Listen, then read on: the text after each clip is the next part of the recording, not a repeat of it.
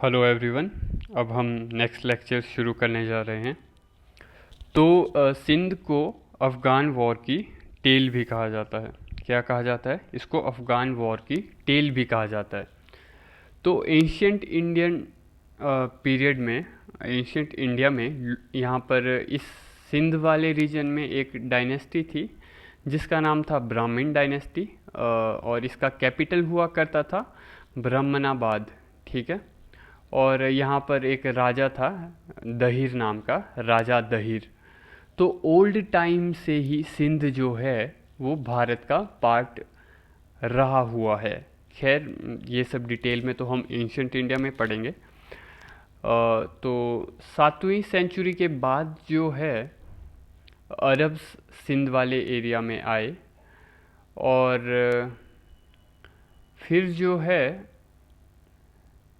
मोहम्मद बिन कासिम का एग्ज़ाम्पल देखने को हमें मिलता है। यहाँ पर मोहम्मद बिन कासिम ने सिंध के इस इलाके में रूल किया था। Over a period of time हम ये कह सकते हैं कि सिंध फॉरेन रूल के अंडर आएगा। नो डाउट कि मुग़ल डायनेस्टी के राजाओं और दिल्ली सल्तनत के राजाओं ने इसको कैप्चर करने की कोशिश भी की थी। अगर हम मेडिवियल एरा में भी देखेंगे तो हमें तुगलक डायनेस्टी देखने को मिलती है जिसने सिंध को कैप्चर करने की कोशिश की थी। और तो हम ये कह सकते हैं कि ट्रेडिशनली जो है सिंध जो है काफ़ी फॉरेन इन्फ्लुएंस के अंडर भी रहा है। और बाय 1700s के पीरियड तक, 1700 आने तक जो है औरंगज़ेब काफ़ी कमज़ोर हो गया था, और उसके बाद से फिर सिंध जो है इंडिपेंडेंट बन गया। उतना ज़्यादा नहीं रहा वो फिर इंडिया के अंडर। उसके बाद सिंध के राजाओं ने अपने अकॉर्डिंग गेम खेलना शुरू की। शुरुआती पीरियड में सिंध जब इंडिपेंडेंट हुआ तो मुग़ल डायनेस्टी उस समय कुछ नहीं कर पाई। तो फिर जो रूलर्स थे सिंध के, उन्होंने उस समय पर फॉरेनर्स को इनवाइट किया था अपने वहाँ पर। और तो ये सब फॉरेनर्स वगैरह को देख करके ईस्ट इंडिया कंपनी को लगा कि अब चीज़ें आउट ऑफ कंट्रोल जा रही हैं। तो बाय 1800s एक ईस्ट इंडिया कंपनी का जो ऑफिशियल था लॉर्ड मिंटो वन। कौन? Lord Minto one.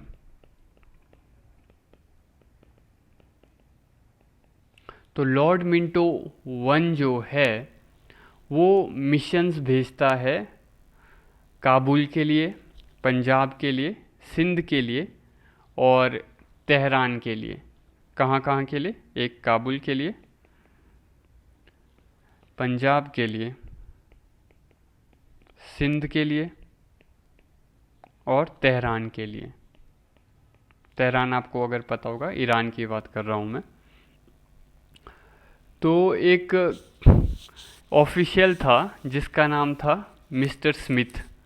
कई बुक्स में आपको स्मिथ की जगह सेटोन नाम भी मिलेगा, SETON, और कई बुक्स में आपको स्मिथ मिलेगा। खैर, ये नाम उतने इम्पोर्टेंट है नहीं वैसे।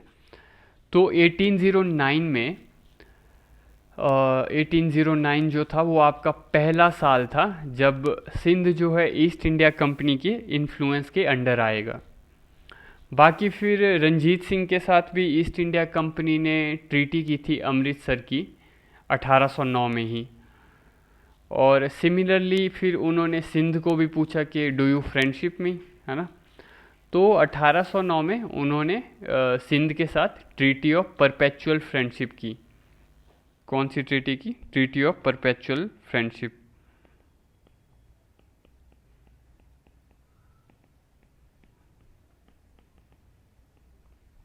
और ये की 1809 में।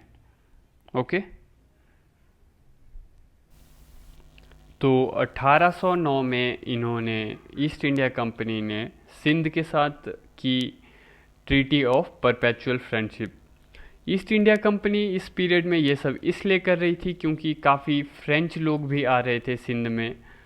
और सिंध में उस समय जो डायनेस्टी पावर पर थी उसको तालपुर डायनेस्टी कहते थे। Okay, Talpur dynasty.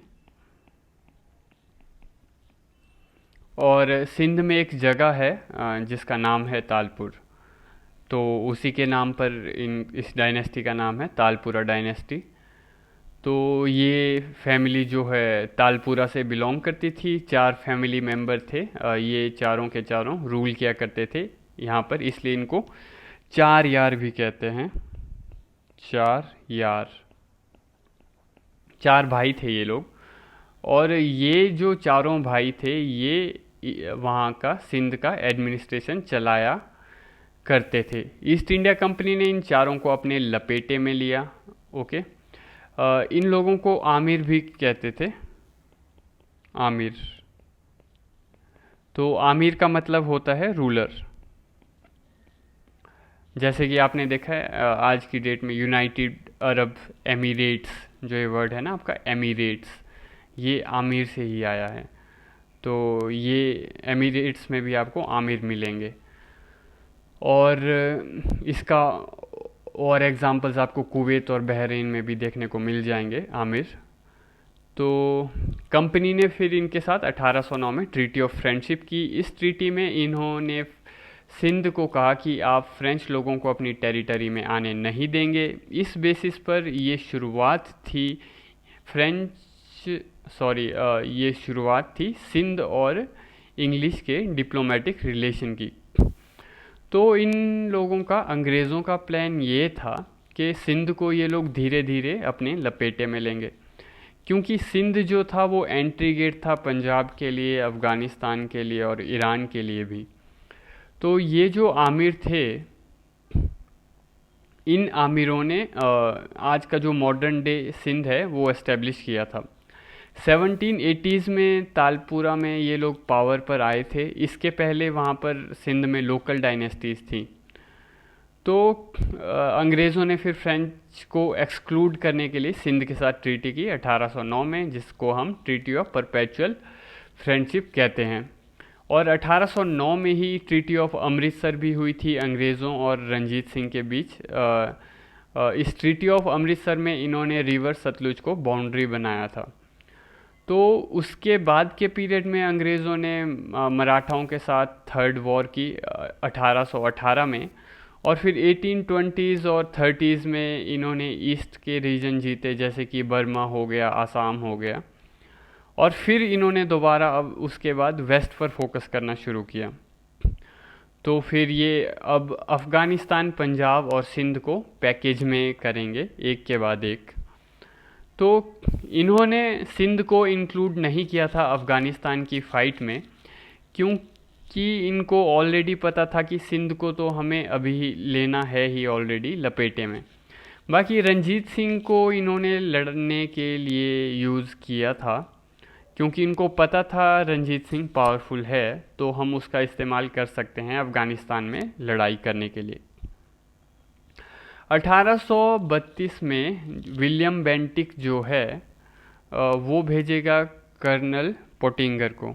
Okay, colonel Pottinger को भेजेगा। कौन भेजेगा? William Bentinck. ये वही विलियम बेंटिक है जो रंजीत सिंह के साथ रोपर की ट्रीटी करेगा। और ये काफ़ी एक्सपेंशनरी और इम्पीरियलिस्टिक पर्सनैलिटी वाला था। तो पोटिंगर ने सिंध के राजाओं को कहा कि हम लोग अपनी फ्रेंडशिप को थोड़ा और डीप करते हैं, थोड़ा और गहरा करते हैं। तो फिर ये लोग सिंध के साथ कॉमर्शियल ट्रीटी करते हैं। इसको इंडस नेविगेशन ट्रीटी भी कहते हैं हम, इंडस नेविगेशन ट्रीटी। तो ईस्ट इंडिया कंपनी के ऑफिशियल्स, ब्रिटिश ट्रेडर्स, मर्चेंट्स वगैरह को अब इस ट्रीटी के बाद फ्री पैसेज दिया जाएगा इंडस रिवर में। पोटिंगर को ईस्ट इंडिया कंपनी ने सिंध में पॉलिटिकल एजेंट बनाया और कहा कि वहाँ से तुम इन्फॉर्मेशन देते रहना। 1838 आने तक ईस्ट इंडिया कंपनी जो है वो आर्मी ऑफ इंडस बनाएगी, यानी कि पंजाब, शूजा और ईस्ट इंडिया कंपनी मिल करके अफ़गानिस्तान से लड़ेंगे। उसके बाद 1839 में अंग्रेज़ सिंध से सब्सिडरी अलायंस साइन करवाएंगे। ईस्ट इंडिया कंपनी सिंध के राजाओं को कहेगी कि अगर तुम हमारे अलाय नहीं बनोगे तो रशिया आ जाएगा। तो उन्होंने सिंध को रशिया का डर दिखाया, जबकि रियलिटी ये थी कि सिंध को जीतना उनके लिए, अंग्रेज़ों के लिए इम्पॉर्टेंट था from the point of view of economy, from the point of view of winning Punjab, from the point of view of winning Afghanistan. फिर सब्सिडरी अलायंस साइन करवाने के बाद ऑब्वियसली अब कंपनी का जो एजेंट है वो सिंध के कोर्ट में बैठेगा। सिंध का जो कैपिटल था वो था हैदराबाद। जी हाँ, ये अलग हैदराबाद है, आप साउथ वाला हैदराबाद मत समझना इसको। सिंध का कैपिटल था हैदराबाद, और जो एजेंट था ईस्ट इंडिया कंपनी का, फिर वो ऑब्वियसली बुली करता था सिंध के राजाओं को। उन्हें कहता था कि आप लोग ट्रीटी की वायोलेशन कर रहे हैं, आप लोग हमारी मदद नहीं कर रहे हैं, और घुमा फिरा के सिंध की बहुत सारी टेरिटरी ले ली अंग्रेज़ों ने सब्सिडरी अलायंस के थ्रू। आमिर की अथॉरिटी फिर ख़त्म हो जाती है धीरे धीरे, और अफ़गानिस्तान की लड़ाई जब ऑकलैंड के टाइम पर ख़त्म हुई तो फिर अंग्रेज़ों ने, काफ़ी गुस्से में थे वो लोग कि अफ़गानिस्तान में हार गए, और उस गुस्से में फिर ये लोग सिंध की एनेक्सेशन का प्लान करते हैं। और बाय 1842 क्या होता है, 1842 आने तक ऑकलैंड को वापस इंग्लैंड बुला लिया जाता है। ऑकलैंड को वापस बुला लिया गया, और फिर उसके बाद आया एलेनबोरो। तो एलेनबोरो जब आया उसको 2 टास्क दिए गए। पहला ये कि उसको कहा गया कि अफ़गानिस्तान का रिवेंज लेना है तुमको, और फिर ऑल्दो ऑकलैंड ने दोस्त मोहम्मद को रीअपॉइंट किया था, है ना। और सेकंड टास्क जो दिया जाता है एलेनबोरो को वो था कि सिंध को भी देख लो तुम। तो उस टाइम हैदराबाद में इनका एजेंट था मेजर आउटरैम। कौन था? मेजर आउटरैम।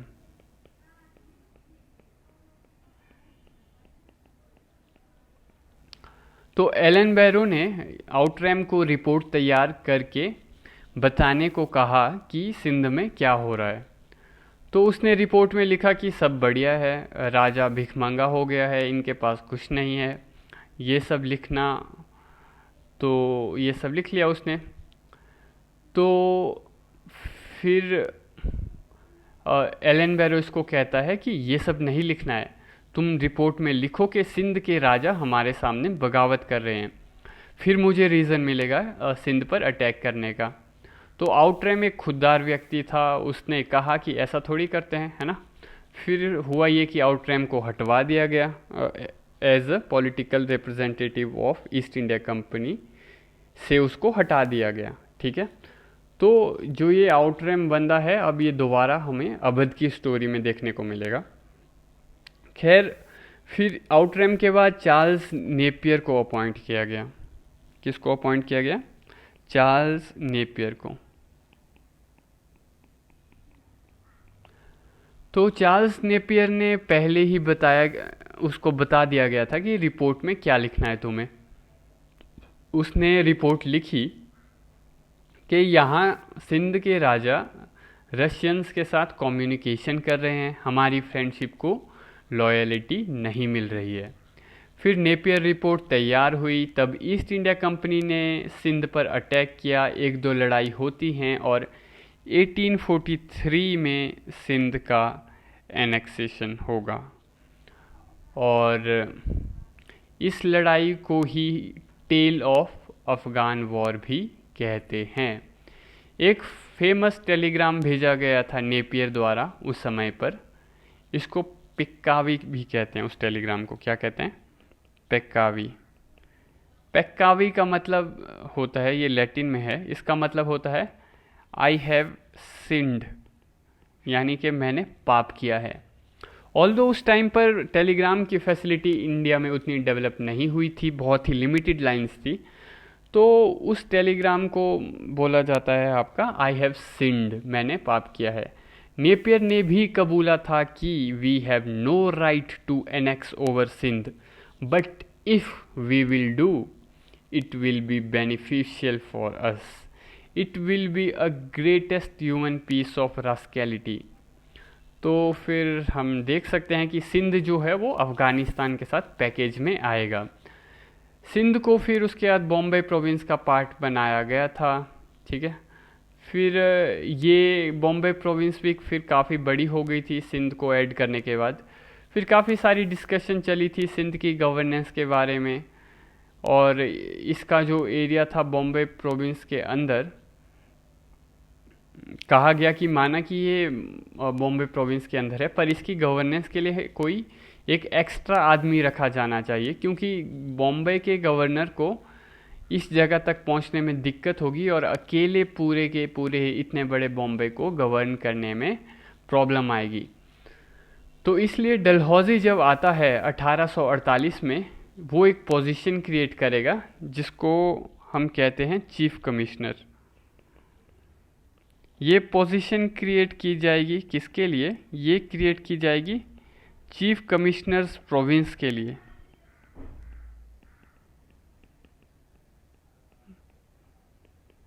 Chief commissioners province. तो डलहौजी जो है वो सिंध को चीफ कमिश्नर प्रोविंस बना देता है, और जो ये चार्ल्स नेपियर था जिसने रिपोर्ट लिखी थी, इसी को चीफ कमिश्नर बनाया जाता है वहाँ का। और हम देखेंगे कि जो position of chief commissioner of province है, ये आपकी 1947 तक रहेगी भारत के अलग अलग एरियाज़ में। सिंध हमेशा तो नहीं रहा chief commissioner province, later on 1920 के बाद इसको अलग से स्टेट बना दिया गया था।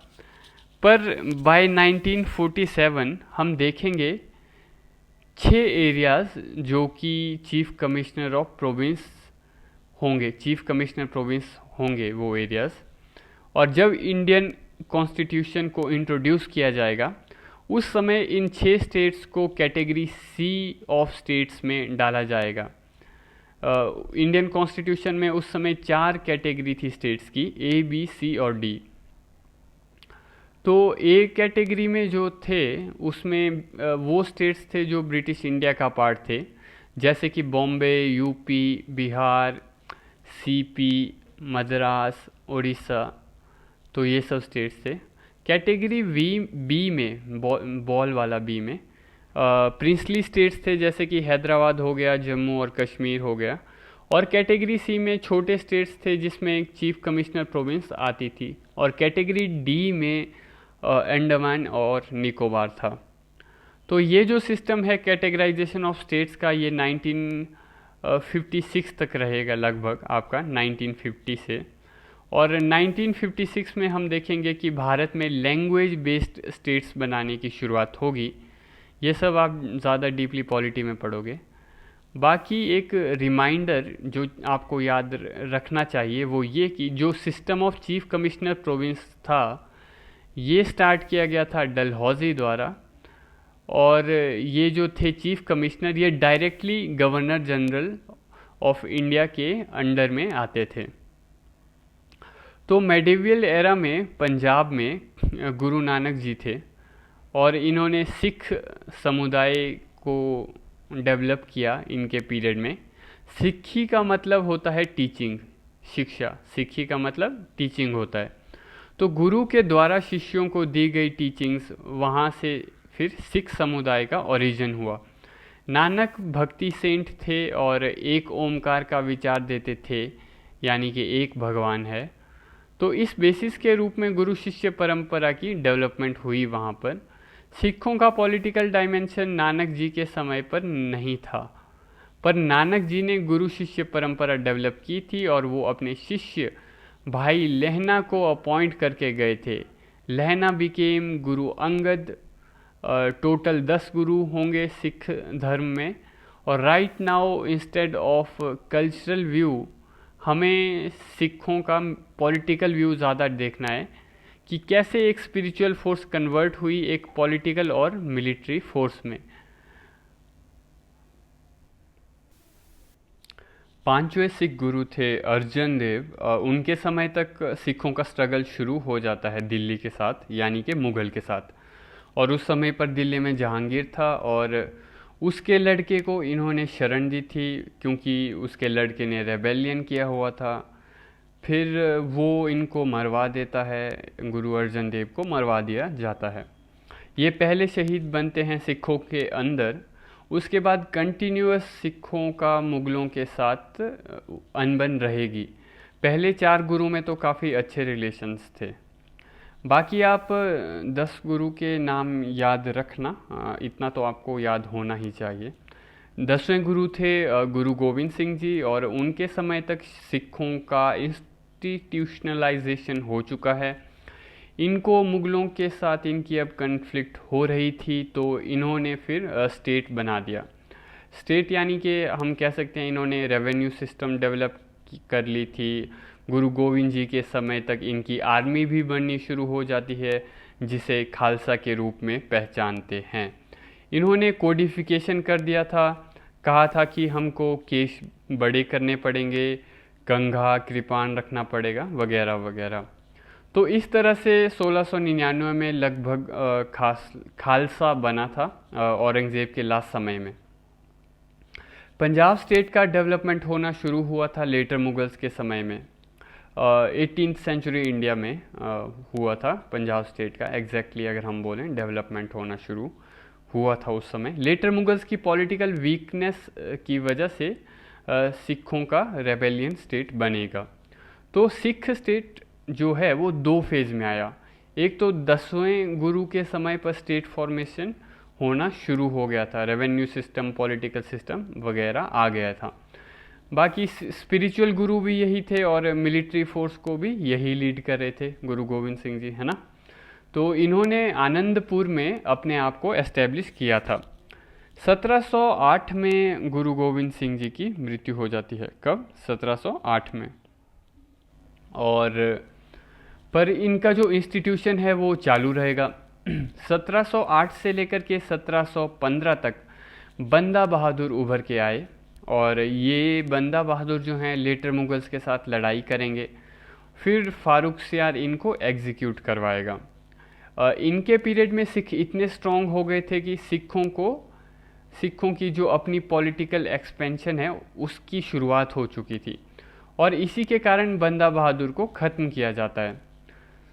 अब बंदा बहादुर को ख़त्म करने के बाद सिख स्टेट जो है वीकनेस में आ जाएगा 1715 से लेकर के 1790s तक, और पॉलिटिकल वैक्यूम हो जाएगा सिखों के अंदर। वहाँ राजा तो थे पर वो फैक्शंस में डिवाइडेड थे सिखों के अंदर, ग्रुपिज़म था यहाँ पर। छोटे मैटर को लेकर झगड़े होते थे, पॉलिटिकल वैक्यूम था सिखों में। तो ऑब्वियसली फिर फॉरेन इन्वेजन्स भी हुए, उदाहरण के लिए नादिर शाह, फिर अब्दाली। तो सिख स्टेट का रिवाइवल होता है 3rd पानीपत के बाद। अब सिखों को 3rd पानीपत के बाद रियलाइज़ होगा कि अब हमें अपनी पॉलिटिकल एस्टेब्लिशमेंट करनी पड़ेगी, हमें अपने आप को रीग्रुप करना पड़ेगा। और 1765 तक आते आते इनके अंदर छोटे छोटे 12 ग्रुप बन के आए, जिनको हम कहते हैं मिसल। कितनी थी मिसल्स? 12 थे। तो इनको हम मिसल्स कहते हैं। इनमें से एक थी शुकर चकिया मिसल। शुकर चकिया मिसल, ये जो मिसल थी ये वो मिसल थी जिससे रंजीत सिंह बिलोंग करते थे। तो रंजीत सिंह शुकर चकिया मिसल से बिलोंग करते थे। और जो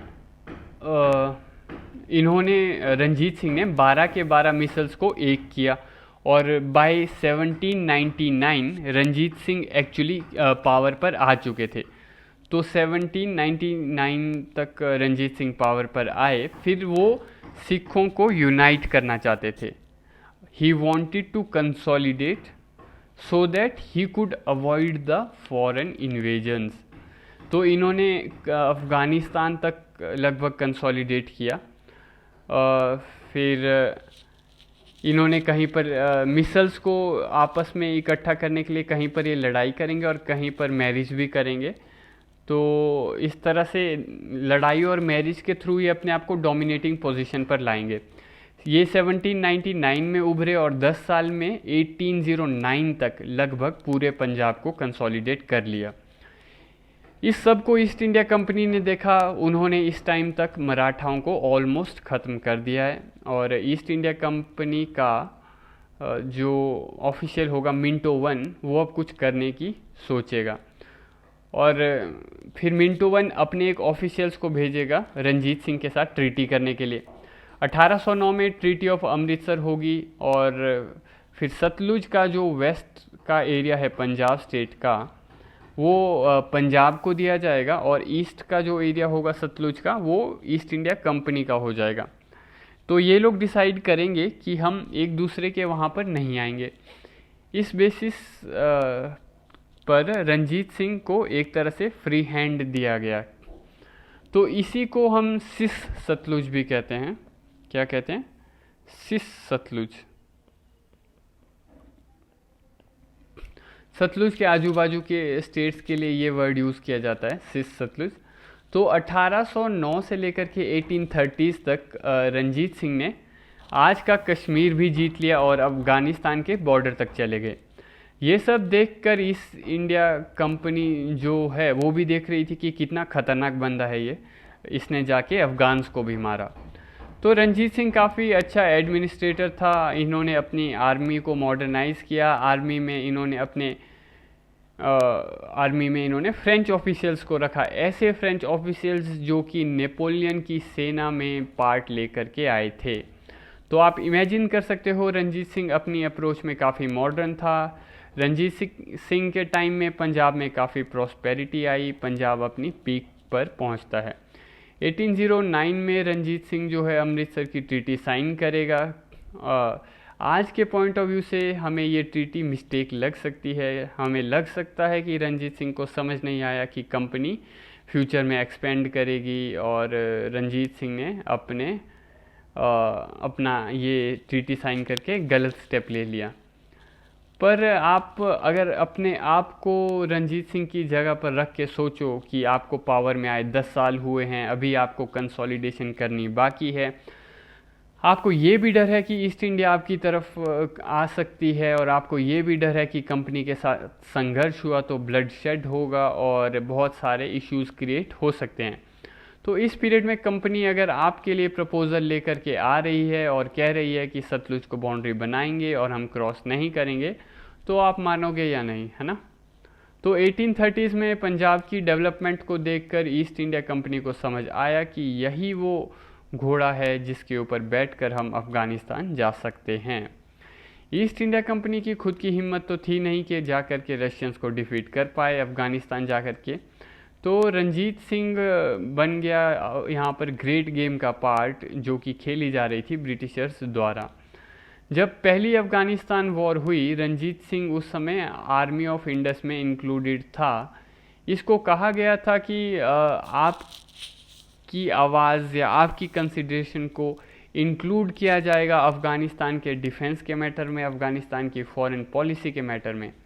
इस चीज़ के लिए वर्ड यूज़ किया जाता है कंडेमनियम।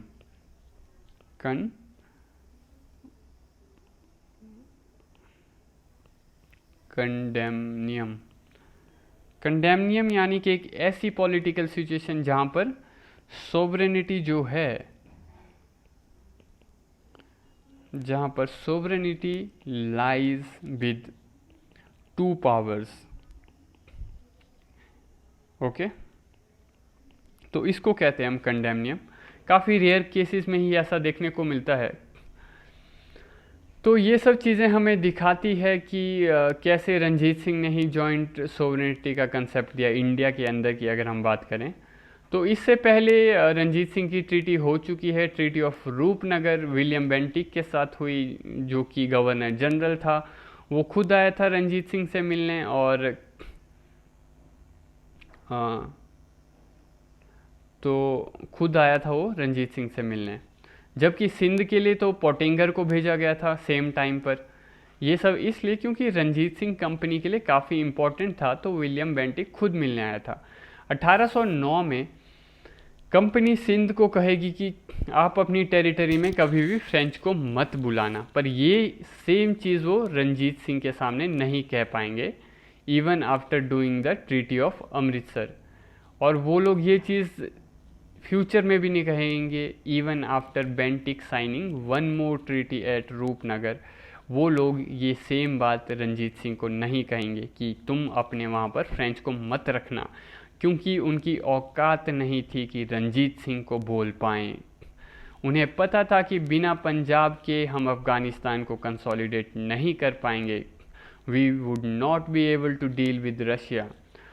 तो रंजीत सिंह ने क्रिएट की पॉलिटिकल कैपिटल लाहौर में और स्पिरिचुअल कैपिटल अमृतसर में, और ग्रेजुअली 1799 से लेकर के 1830 तक रंजीत सिंह ने लगभग लद्दाख के रीजन तक नॉर्थ में और पेशावर के रीजन तक नॉर्थ वेस्ट में एक्सपेंड कर लिया था। पेशावर जीत जाते हैं, जो जीत के आते हैं वो थे हरि सिंह नलवा। हरि सिंह नलवा जो है वो रंजीत सिंह के लिए काम करते थे। रंजीत सिंह उस पीरियड में फ्रेंच हेल्प भी ले रहे थे। नेपोलियन ने 1807 में ज़ार के साथ, रशियन ज़ार की बात हम कर रहे हैं, सीज़र डेयर, तो नेपोलियन ने 1807 में ज़ार के साथ ट्रीटी साइन की थी कि इंडिया में साथ मिल करके जाएंगे, आप सेंट्रल एशिया से आना और मैं वेस्ट एशिया से आऊँगा। और इस वजह से ब्रिटिश डरे हुए थे। नेपोलियन क्योंकि उस समय पर ब्रिटिशर्स को यूरोप में भी हरा रहा था, और इस बेसिस पर मेटकाफ ने ट्रीटी ऑफ अमृतसर की थी और उसको लॉर्ड मिंटो द्वारा भेजा गया था। फिर बाद में बेंटिक भी आएगा बाद में, और ट्रीटी ऑफ रूपनगर करेगा वो। 1839 में रंजीत सिंह की मृत्यु हो जाती है। कब होती है? 1839 में। और वंस अगेन फिर वही स्टोरी शुरू होगी जैसे बाकी स्टेट्स के साथ हुई थी। इंटरनल कन्फ्लिक्ट होगा पावर के लिए, मिसल लीडर्स जो हैं वो आपस में लड़ेंगे, फाइनेंशियल क्राइसिस आएगा, 6 state went into a political instability. फिर रंजीत सिंह की आर्मी काफ़ी बड़ी थी, पर उनको पैसे थे नहीं उनको देने के लिए, सैलरी के लिए, उनकी सैलरी के लिए। तो फिर पंजाब के अंदर डिबेट होने लगी कि कौन अब लेजिटिमेट सक्सेसर बनेगा। कन्फ्लिक्ट हुआ उसके 2 पुत्रों के बीच। एक पुत्र था खड़क सिंह जो कि पावर पर आया था, उसको हटवा दिया गया। और फिर था एक, तो रंजीत सिंह की डेथ के बाद जो लेजिटिमेट सक्सेसर के लिए डिबेट हो रहा था, पहले उनके 2 बेटों के बीच में कन्फ्लिक्ट चला था। पहले थे खड़क सिंह, वो आए पावर पर। कौन आए? पहले आए खड़क सिंह। ओके, खड़क सिंह। और फिर जो है खड़क सिंह को हटाया गया पावर से। उनके बाद आए थे नूनिहाल सिंह,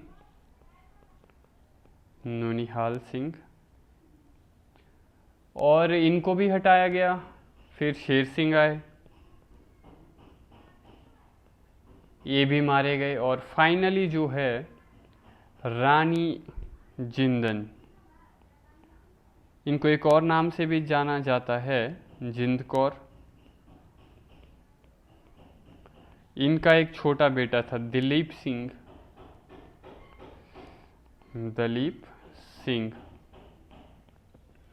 तो इनको रूलर बनाया गया, दलीप सिंह को। ये एक माइनर थे, ठीक है, बहुत ही छोटी एज में थे ये। इनको रूलर बनाया गया।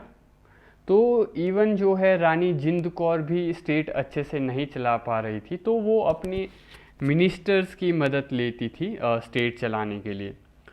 तो वो ब्यूरोक्रेसी के साथ गेम खेल रही थी और ब्यूरोक्रेसी उनके साथ गेम खेल रही थी। तो शुरुआती 3-4 साल रानी जिंदन ने अपने बेटे के बिहाफ पर रूल किया। उन्होंने अपने भाई को अपॉइंट किया एज वज़ीर, पर उनका भाई भी मारा गया पॉलिटिक्स में। तो फिर दो आदमी खड़े हुए पावर पर। एक था लाल सिंह, उसको वज़ीर बनाया गया, और दूसरा था तेजा सिंह, उसको आर्मी कमांडर बनाया गया। ये दोनों इस समय पर किंग मेकर बने। तो रंजीत सिंह के टाइम पर तो मिसल्स दब चुके थे, क्योंकि रंजीत सिंह काफ़ी पावरफुल थे। पर अब वंस अगेन मिसल पॉलिटिक्स पिक्चर में आ रही थी। सब मिसल चीफ चाहते थे कि कोर्ट के अंदर उनका इन्फ्लुएंस हो। तो डेफिनेटली अगर ये दो लोग अपॉइंट हुए हैं, लाल सिंह और तेजा सिंह, तो ऑब्वियसली दूसरे लोगों को तो ये पसंद नहीं आएगा ना। तो फिर साथ में बाय 1843 और 44 तक आते आते ब्रिटिश भी अब पंजाब में गेम खेलना शुरू करेंगे। तो वो एक ऑफिशियल्स को पंजाब में भेजेंगे, एक ऑफिशियल को अंग्रेज़ पंजाब में भेजेंगे। उस ऑफिशियल का नाम था मेजर ब्रॉडफुट। ओके, मेजर ब्रॉडफुट को ये पंजाब में भेजेंगे, इसको रिपोर्ट तैयार करने को कहेंगे। ये रिपोर्ट में लिखेगा कि कोर्ट के अंदर गेम हो रही है, करप्शन है। ये इस रिपोर्ट को कलकत्ता भेजता है। कलकत्ता उस समय अंग्रेज़ों का कैपिटल था भारत के अंदर।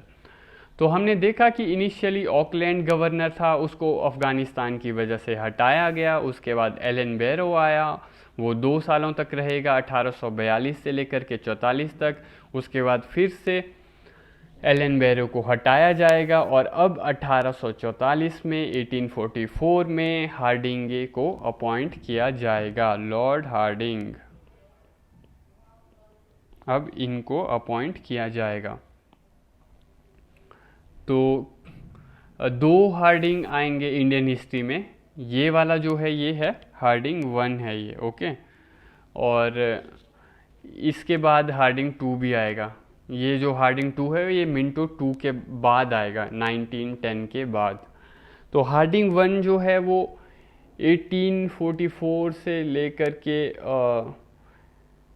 48 के बीच रहेगा। ये इम्पीरियलिस्टिक था, और इसका मानना था कि हमको पंजाब को कंसोलिडेट करना चाहिए। इसने पंजाब की तरफ सेना भेजी और उधर फोर्टिफिकेशंस करना शुरू की। इसने शो किया कि मैं तो ये सब अपने डिफेंस के लिए कर रहा हूँ। ये जो मैं किला बना रहा हूँ, आर्मी की एक्सरसाइजेस करवा रहा हूँ, ये सब मैं अपने डिफेंस के लिए कर रहा हूँ।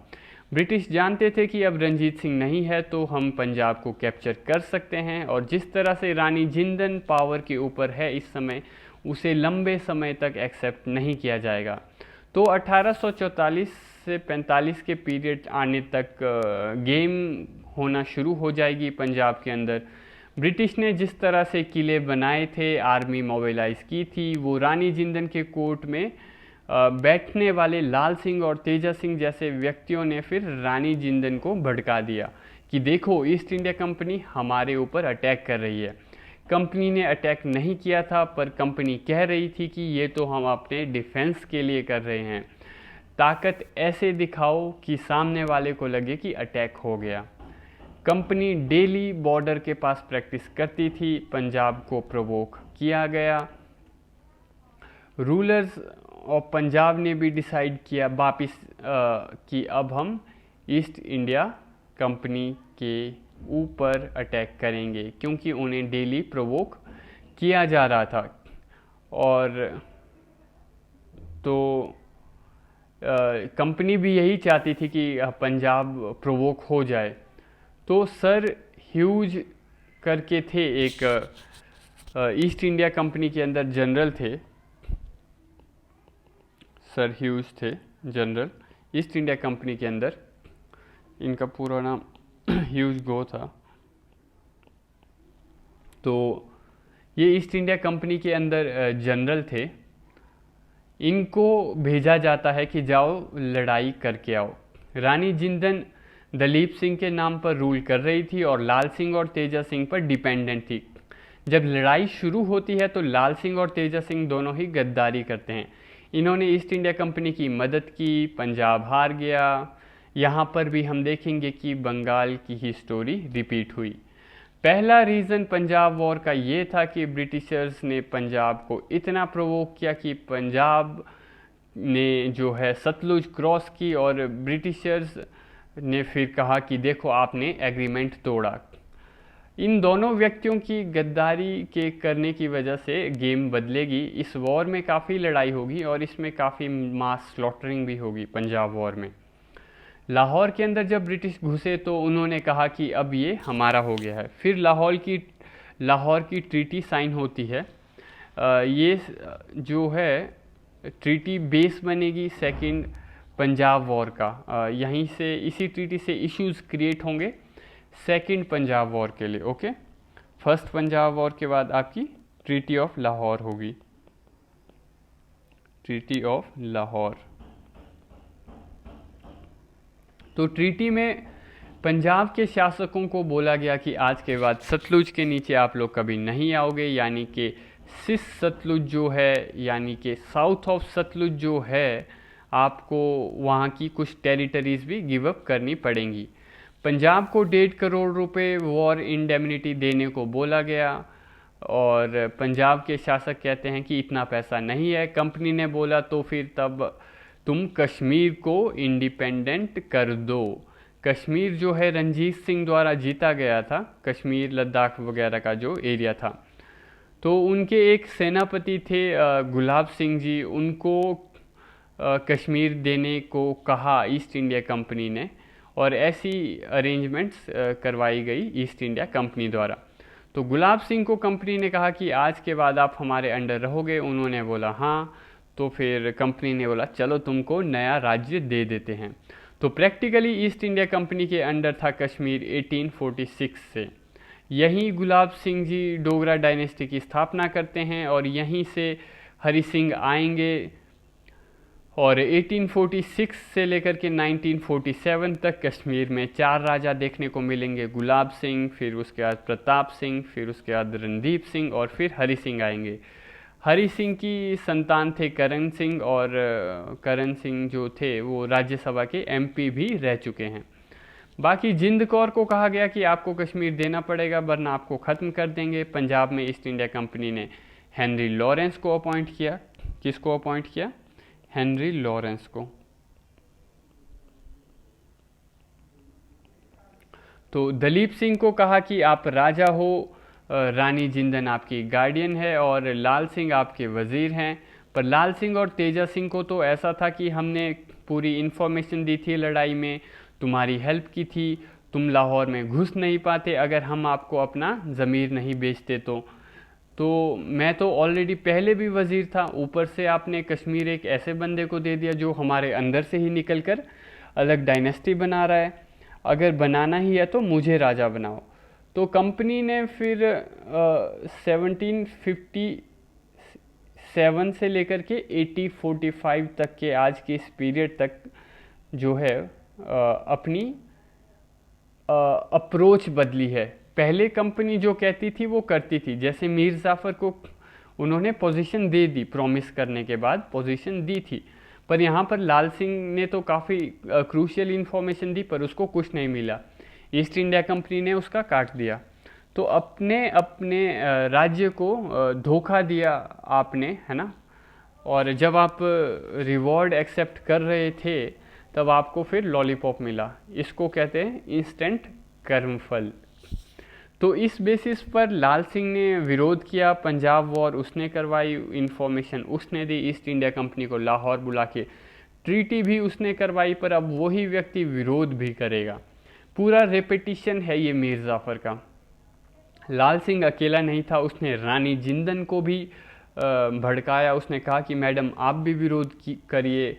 उस टाइम पर बातें भी चल रही थी कि इन दोनों का अफेयर चल रहा है, और कैरेक्टर असैसिनेशन तो खैर चलता ही रहता है। ब्रिटिश ने कहा कि तुमको वज़ीर बनाया और तू विरोध कर रहा है ना। फिर ब्रिटिश ने फिर से सेना भेजी और अगेन एक और ट्रीटी साइन की गई जिसको भैरोवाल की ट्रीटी कहते हैं, ट्रीटी ऑफ भैरोवाल। लाहौर की ट्रीटी के द्वारा पंजाब को कुछ चीज़ें पसंद नहीं आई थी, तो रेबेलियन हुआ और उसके बाद भैरववाल की ट्रीटी होगी। तो इस ट्रीटी में लाल सिंह और रानी जिंदन का पत्ता कटा। तो first Anglo Sikh war ended in 2 treaties. First was treaty of Lahore and second was treaty of Bhairowal. So Rani Jindan को पनिश करके वाराणसी भेज दिया जाता है। ईस्ट इंडिया कंपनी में प्रश्न उठा कि अब पंजाब की गवर्नेंस कौन चलाएगा। तो बोला गया कि जो मिसल के सरदार हैं उनमें से 7-8 को बुलाओ जो अपने फेवर वाले हैं, और साथ में एक ब्रिटिश रेजिडेंट बिठाया गया, हेनरी लॉरेंस। हेनरी लॉरेंस को कहा गया कि तू इनको गवर्न करने के लिए सिखाना, बाकी दिलीप सिंह रहेंगे जब तक वो मेजर नहीं हो जाएं। मेजर होने के बाद उनको फ्रीडम दे देंगे। सिंपल लैंग्वेज में हेनरी लॉरेंस अब पंजाब का किंग मेकर बन गया था। 1846 आने तक ये लड़ाई ख़त्म होती है और ब्रिटिशर्स ने अब पंजाब के ऊपर अपनी पॉलिटिकल डोमिनेशन एस्टेब्लिश कर ली थी। बाकी 2 लॉरेंस आएंगे, एक हेनरी लॉरेंस और दूसरा होगा एक जॉन लॉरेंस। फिर साथ में मंसल ब्रदर्स भी आएंगे। तो फिर कहा जाता है कि Punjab was run by 2 pair of brothers, एक थे मंसल ब्रदर्स और दूसरे थे Lawrence brothers. In fact Dalip Singh जो है वो लास्ट रूलर होगा पंजाब का, जो कि मिसल लीडर्स द्वारा अपॉइंट किया गया था। ये सब कंपनी द्वारा देखा गया था जब ये बिजी थी सिंध की कंसोलिडेशन करने में। ऑल्सो कंपनी की पिटाई हुई थी अफ़गानिस्तान में। फिर उसके बाद क्योंकि कंपनी 1839 से लेकर के 43 तक के पीरियड में सिंध और अफ़गानिस्तान वाले एरिया में फोकस कर रही थी, और उस समय कंपनी की पॉलिसी पंजाब को लेकर के फ़िलहाल सिर्फ वेट एंड वॉच वाली थी। पर सिंध के एनेक्सेशन के बाद अब वो पंजाब में गेम खेलना शुरू करेंगे। जब तक रंजीत सिंह जिंदा थे तब तक कंपनी ने पंजाब में कोई गेम नहीं खेली। आपने पंजाब में फॉरेन ओरिजिन के बंदे को अपॉइंट किया बाद में, अब एंड में इन्होंने जब हेनरी लॉरेंस वगैरह को अपॉइंट किया, तो अब आपको नहीं लगता कि पंजाब की जो स्पिरिट है वो फॉरेन डोमिनेशन को एक्सेप्ट करेगी या नहीं करेगी? जिन्होंने मुगलों को एक्सेप्ट नहीं किया, तो क्या आपको लगता है कि वो इनको एक्सेप्ट करेगी? नॉर्मली होता क्या है, होता ये है ना कि राजा बिक सकते हैं, ब्यूरोक्रेसी बिक सकती है, पर लोगों की स्पिरिट थोड़ी ना बिक सकती है।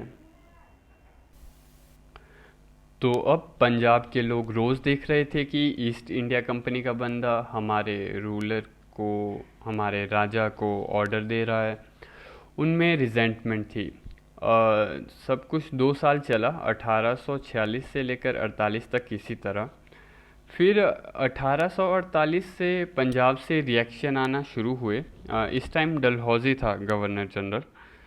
तो वही डलहौजी था ये जिसने बर्मा किया था, जिसने सिक्किम भी किया था, और जिसने ये डलहौजी जो था ये 1848 से 1856 तक गवर्नर जनरल था इंडिया का। ओके, कब से था डलहौजी? डलहौजी था आपका 1848 से लेकर के 56 तक। ये एक्सपेंशनिस्ट था। इसने बोला कि पंजाब को ब्रिटिश इंडिया का पार्ट बनाओ। उसको रीज़न चाहिए था एनेक्सेशन के लिए। जैसे फर्स्ट पंजाब वॉर में इन्होंने सतलुज के पास आर्मी खड़ी की, पंजाब ने रिवर क्रॉस की और इनको रीज़न मिल गया। पंजाब तो ऐसे भी इनका गुलाम बन चुका है, पर कंपनी चाहती थी कि पंजाब को पूरी तरह ख़त्म किया जाए। तो डलहौजी ने पंजाब को प्रवोक करने की शुरुआत की। पंजाब में इसने ऑफिशियल्स भेजना शुरू किया और ये चीज़ लोकल लोगों को पसंद नहीं आ रही थी। 1848 की बात है, मुल्तान पर डलहौजी ने 2 ऑफिशियल्स को भेजा। वहाँ के लोकल गवर्नर ने विद्रोह कर दिया। डलहौजी ने कहा इस विरोध का मतलब है कि तुमने ईस्ट इंडिया कंपनी के सामने विरोध किया है। तो मुल्तान का जो गवर्नर था जिसने विरोध किया उसका नाम था मूलराज। ठीक है, इसने सबसे पहले रेवेलियन की थी और यही इसका जो रेवेलियन था यही रीज़न बना सेकंड पंजाब वॉर का। तो जो ऑफिशियल्स भेजे थे इन्होंने वो दोनों मारे गए। फिर ब्रिटिशर्स ने शेर सिंह को भेजा मूल राज को कंट्रोल करने के लिए, पर शेर सिंह ने भी मूल राज को ज्वाइन कर लिया। तो मूल राज के विद्रोह को लेकर बाकी सारे सिख सरदार भी बीच में आ गए। इन्होंने पूरा गठबंधन बना दिया और वहाँ से फिर लड़ाई शुरू हो गई। 3 लड़ाइयाँ होती हैं, उसके बाद डलहौजी फाइनली पंजाब को जीत जाएगा। ठीक है, इसमें 3 लड़ाइयाँ होंगी आपकी। एक होगी रामनगर की लड़ाई, मैं लिख लेता हूँ। एक होगी आपकी रामनगर की, ठीक है। एक होगी आपकी चिलियांवाला की, और एक होगी आपकी गुजरात की लड़ाई, ठीक है। तो ये गुजरात आपका सिंध में है, ओके। एक गुजरात, ये आपका एक्चुअल गुजरात प्रेजेंट वाला वो गुजरात नहीं है। तो चार्ल्स नेपियर को बोला जाता है कि तू सिंध से पंजाब में आ। जब तक ये पंजाब पहुंचता है तब तक पंजाब खत्म हो चुका होता है। 12 मार्च 1849, 12 मार्च 1849, ओके, 12 मार्च 1849, इस दिन जो है सिख सरेंडर करेंगे। कहाँ पर सरेंडर करेंगे? ये सरेंडर करेंगे रावलपिंडी में। तो रावलपिंडी में ये सरेंडर करेंगे इस डेट को। तब उस समय एक बूढ़े चाचा कहते हैं कि आज रंजीत सिंह मर गया। इनका ये डायलॉग इसलिए सिग्निफिकेंट था क्योंकि रंजीत सिंह की आत्मा आज भी जिंदा थी, even after 10 years of his death, because Punjab was still surviving. पर सेकेंड पंजाब वॉर में 3 बैटल्स हुई और तीसरी बैटल में पंजाब ने सरेंडर कर दिया। सरेंडर का मतलब ये था कि आपने रंजीत सिंह की स्पिरिट को ख़त्म कर दिया है। Punjab was known for its fighting spirit, ठीक है। पंजाब अपनी फाइटिंग स्पिरिट के लिए जाना जाता था। फिर डलहौजी ने कहा कि पंजाब का एनेक्सेशन कर दो और दिलीप सिंह को लंदन भेज दो। पंजाब के रिसोर्सेज कंपनी ने ले लिए, इंक्लूडिंग द कोहिनूर। कोहिनूर की कहानी ये है कि पहले ये मुग़लों के पास था, फिर नादिर शाह लेकर गया था और over a period of time ये पंजाब के हाथ में वापिस आया था। और पंजाब के बाद फिर वो अंग्रेज़ लेकर के गए और अभी भी अंग्रेज़ों के हाथों में है। दलीप सिंह को भी लंदन भेजा गया और over a period of time he was converted to Christianity as well. Dalip Singh को भी क्रिश्चियन बना दिया गया था। शुरुआती 4-5 सालों में पंजाब को गवर्न करने के लिए बोर्ड ऑफ कमिश्नर बनाया गया। 3 कमिश्नर अपॉइंट किए गए। हेनरी लॉरेंस तो पहले से ही था, उसको पॉलिटिकल काम दिया गया। 2 मंसल ब्रदर्स थे, जॉन मंसल को रेवेन्यू और चार्ल्स मंसल को जुडिशरी का काम दिया गया, ओके। तो किसको क्या क्या काम दिया गया? हेनरी लॉरेंस को आपका पॉलिटिकल था, फिर मंसल्स ब्रदर में से चार्ल्स मंसल को मिला जुडिशियल इंचार्ज, ओके, और जॉन मंसल को रेवेन्यू।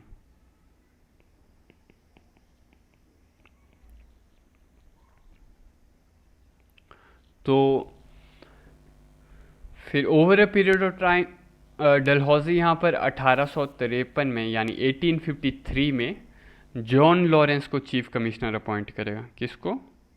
John Lawrence. ये जो जॉन लॉरेंस था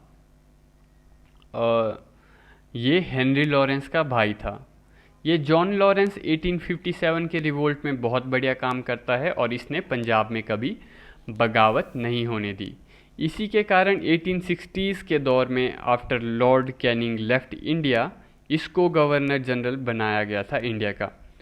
यही व्यक्ति था जिसने अफ़गानिस्तान को लेकर के मास्टरली इनएक्टिविटी की पॉलिसी अपनाई थी।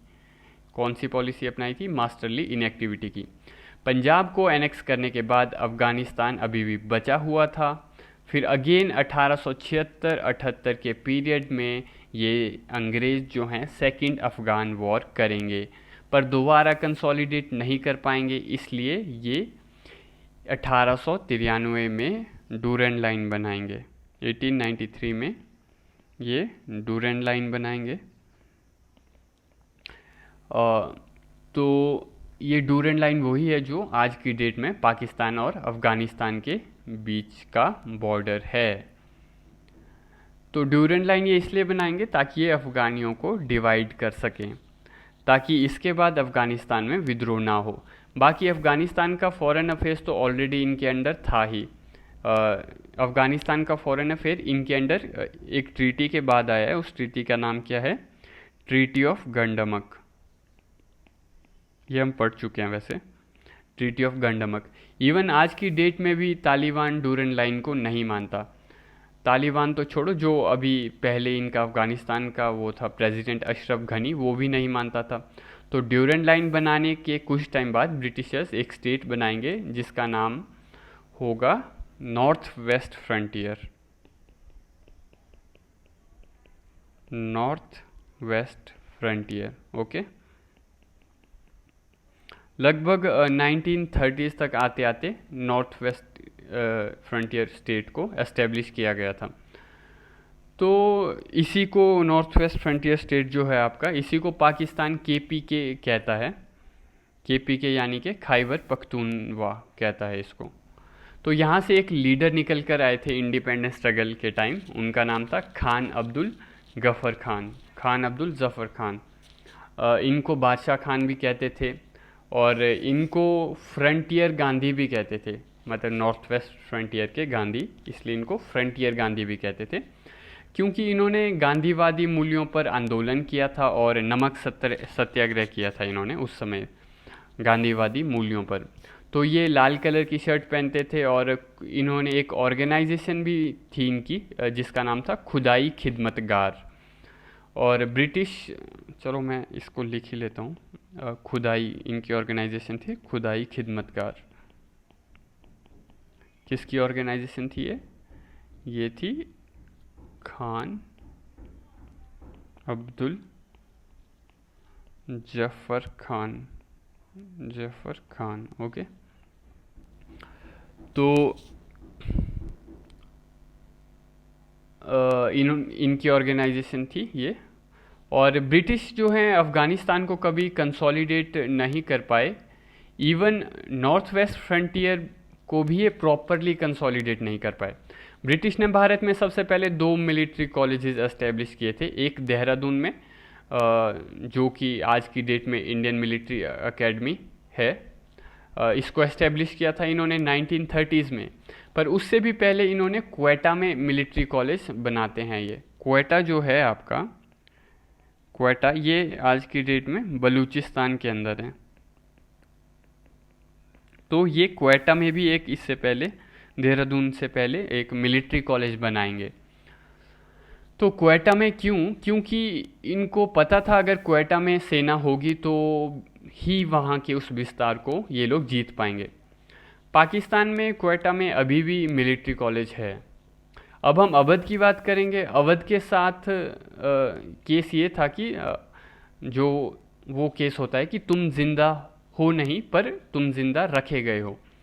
अवध की स्टोरी हमने पहले भी देखी थी कि सादत अली खान इसकी स्थापना करता है, फिर नादिर शाह आता है और इसको रंगदारी के रूप में उठाकर ले जाता है, फिर इसने सुसाइड कर लिया था। फिर फ्यूचर में शुजा-उद-दौला भी आता है और इसने अब्दाली की मदद की थी, क्योंकि इसको पसंद नहीं आ रहा था कि मराठा इसके वहाँ से चौथ कलेक्ट कर रहे थे।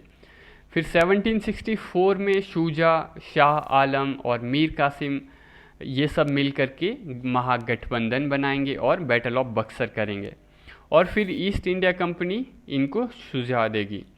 फिर ट्रीटी ऑफ अवध साइन की जाती है सेपरेटली मुग़ल बादशाह के साथ और सेपरेटली अवध के राजा के साथ भी। इस ट्रीटी के टर्म्स एंड कंडीशंस जो थे वो सिमिलर थे to the terms and conditions of subsidiary alliance, although जो टर्म सब्सिडरी अलायंस है वो इस समय यूज़ नहीं की गई थी। ये टर्म सब्सिडरी अलायंस वाली स्पेसिफिकली वेलेस्ली द्वारा यूज़ की जाएगी। शुजा उसके बाद फिर अंग्रेज़ों का मित्र बन गया था, उनका फ्रेंड बन गया था। इससे इलाहाबाद बनारस की टेरिटरी भी अंग्रेज़ों ने ले ली थी।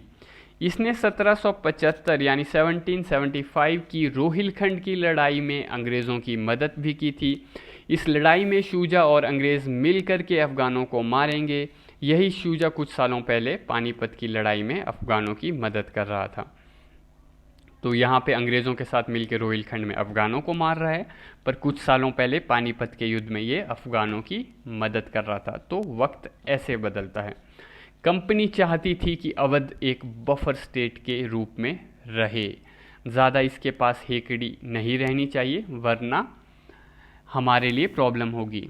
जब तक शूजा था उतनी दिक्कत नहीं हुई, पर शूजा के बाद हमको ये देखने को मिल रहा है कि अवध के राजा बहुत कमज़ोर हो जाते हैं। 1800s तक आते आते अवध के राजाओं ने अपना कैपिटल भी चेंज कर लिया था। पहले फैज़ाबाद में था, फिर बाद में ये फिर लखनऊ में शिफ्ट किया इन्होंने अपना कैपिटल। अंग्रेज़ों ने कहा कि तुमको बहुत चर्बी चढ़ गई है, हमको पूछे बिना कैपिटल शिफ्ट कर रहे हो। 1801 में वेलेस्ली ने फिर से इनसे कोरे पेज पर साइन करवाए और ऑफिशियली इनसे सब्सिडियरी अलायंस साइन करवाई।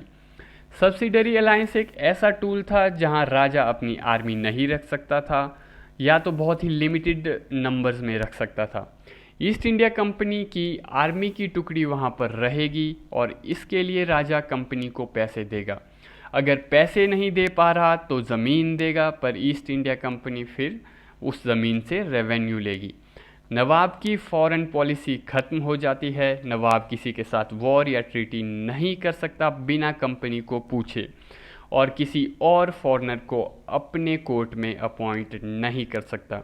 तो एक तरह से हम कह सकते हैं कि नवाब की सोवरनिटी चली गई थी। इससे कंपनी का बहुत फ़ायदा हुआ, क्योंकि विदाउट वॉर सब्सिडरी अलायंस से कंपनी का बहुत फ़ायदा होता था, क्योंकि विदाउट वॉर उनका एक्सपेंशन हो जाता था। बिना वॉर के आपकी सेना दूसरे राज्य में जा रही है, और अगर वो राज्य आपको पैसे नहीं दे पा रहा तो आप उसकी ज़मीन ले रहे हो, रेवेन्यू कलेक्ट कर रहे हो। राजा को बोला जाता था कि तुम्हारे ऊपर थ्रेट परसेप्शन ज़्यादा है, तुम्हारे यहाँ पर सेना रखनी पड़ेगी।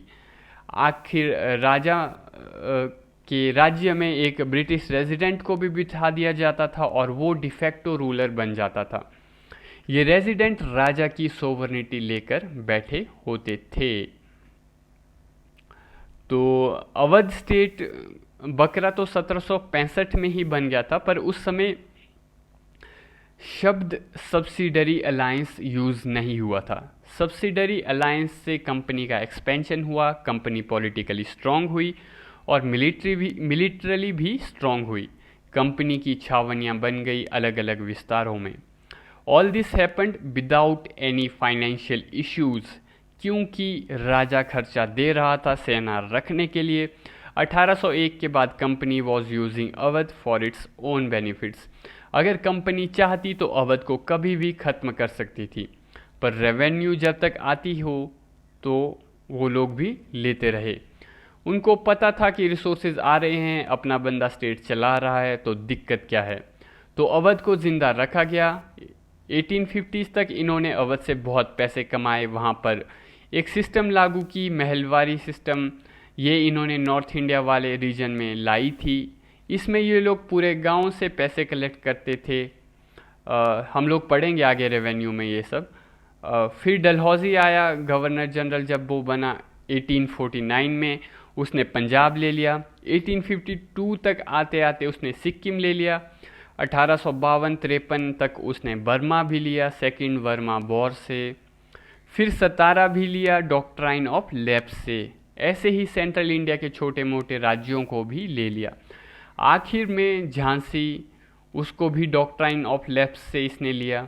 फिर डॉक्ट्राइन ऑफ लैप्स जो है ये कहता है कि आपके पास अगर बायोलॉजिकल सक्सेसर नहीं है तो मैं अलाउ नहीं करूँगा, ये डलहौजी का कहना था। डलहौजी ने लगभग 8 से ज़्यादा राज्यों के साथ डॉक्ट्राइन ऑफ लैप्स किया था। अवध के ऊपर भ्रष्टाचार के आरोप लगाए गए। डलहौजी ने अपने सेक्रेटरी को पूछा कि कौन है अवध का राजा। उसने बोला कि वाजिद अली शाह है। करता क्या है? सर, करने को तो कुछ बचा ही नहीं है, हम ही चला रहे हैं स्टेट। अच्छा, इतना ज़्यादा करप्शन करता है कि कुछ ही नहीं करता। एक काम करो, हमारे रेजिडेंट को बोलो कि रिपोर्ट तैयार करे। अवध में एक रेजिडेंट आता है स्लीमैन, ये विलियम बेंटिक का दोस्त था। विलियम बेंटिक ने भारत में लॉ एंड ऑर्डर को एस्टेब्लिश करने के लिए, ठगी सिस्टम को अबॉलिश करने के लिए इसको कहा था। ठगी सिस्टम को अबॉलिश करने के लिए स्लीमैन ने 1828 से 30 के पीरियड में एक पूरा आर्मी कैंपेन चलाया था। तब ये स्लीमैन कैप्टन हुआ करता था। 1850s तक आते आते ये व्यक्ति अब कॉलोनल बन चुका है, कॉलोनल या कर्नल जो भी आपको प्रोनाउंस करना हो, बन चुका है। डलहौजी जो है वो कर्नल स्लीमैन को अपॉइंट करता है अवध में और लखनऊ भेजता है और कहता है कि एक रिपोर्ट तैयार कर एक रिपोर्ट तैयार कर। तो स्लीमैन रिपोर्ट में लिखता है, ऑलमोस्ट सब कुछ ही लिखता है कि अवध में करप्शन है, मिस गवर्नेंस है, पर उसने ये नहीं लिखा रिपोर्ट में कि अवध की एनेक्सेशन करने की ज़रूरत है। He did not recommended the annexation of Awadh. इसको अवध से हटाया गया। उसके बाद किसी ने सजेस्ट किया कि मेजर आउटरैम करके एक ऑफिशियल है, इसको सिंध से निकाला गया था। फिर इसकी जगह सिंध में नेपियर को अपॉइंट किया गया था। तो ये जो आउटरैम है, इसको जब सिंध से निकाला गया उसके बाद ये लाइन पर आ गया है, ये अपना काम करेगा। फिर आउटरैम को अवध में अपॉइंट किया गया। उसने अपनी रिपोर्ट में लिखा कि अवध को एनेक्स करने की ज़रूरत है। उस समय अवध के नवाब थे वाजिद अली शाह। तो 1856 यानी कि 1856 में ईस्ट इंडिया कंपनी ने अवध को एनेक्स कर लिया। वाजिद अली शाह को कोलकाता भेज दिया गया। उसके बाद अवध की जनता को ये एनेक्सेशन पसंद नहीं आया और 1857 में 1857 में वाजिद अली शाह की वाइफ जो कि थी बेगम हज़रत महल, तो 1857 में बेगम हज़रत महल विद्रोह करेंगी, रिवोल्ट कर देंगी। आज के लेक्चर के लिए इतना ही। Thank you very much.